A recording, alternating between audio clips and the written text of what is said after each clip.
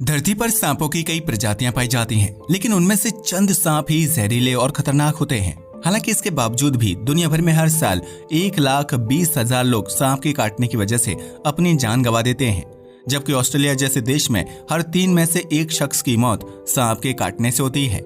ऐसे में सांप के जहर का असर कम करने के लिए उसके जहर का ही इस्तेमाल किया जाता है, जिसे एंटीडोट या एंटीवेनम के नाम से जाना जाता है। लेकिन क्या आप जानते हैं कि सांप के जहर से दवाई कैसे बनाई जाती है? अगर नहीं तो इस वीडियो को आखिर तक जरूर देखें। सांप के जहर से दवाई बनाने का प्रोसेस। सांप की विभिन्न प्रजातियों में अलग अलग प्रकार का जहर पाया जाता है, जो मुख्य रूप से उसके थूक से बना होता है और शिकार को पकड़ने व उसे पचाने में मददगार साबित होता है।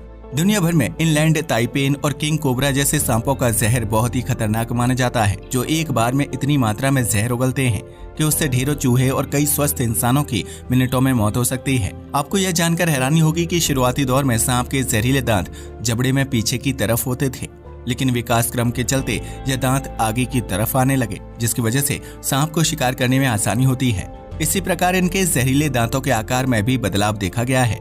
पहले इन दांतों के बाहरी हिस्से में जहर फ्लो करता था, लेकिन अब सांप के दांत के अंदरूनी हिस्से से जहर निकलता है, जिससे सांप किसी भी जानवर या इंसान की बॉडी में एक निश्चित मात्रा में जहर छोड़ सकता है, जो बिल्कुल किसी इंजेक्शन की तरह काम करता है। एंटीवेनम बनाने की शुरुआत सन 1870 में हुई थी, जब एक British army doctor Edward Nicholson की पोस्टिंग बर्मा में हुई थी।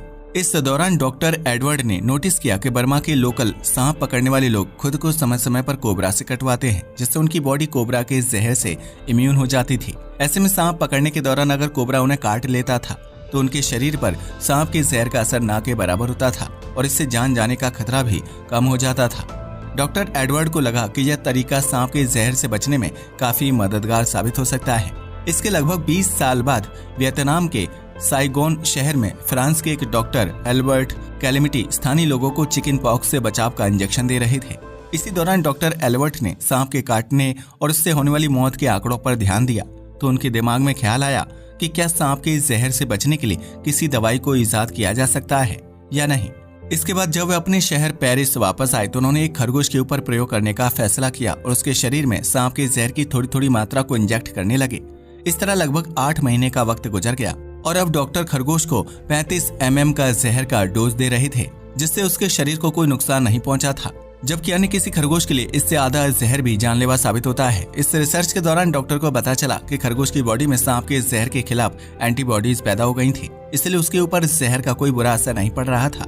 इसके बाद डॉक्टर ने उस खरगोश की बॉडी से जहर के खिलाफ लड़ने वाली एंटीबॉडीज को इंजेक्शन के जरिए बाहर निकाला और उससे दूसरे खरगोश की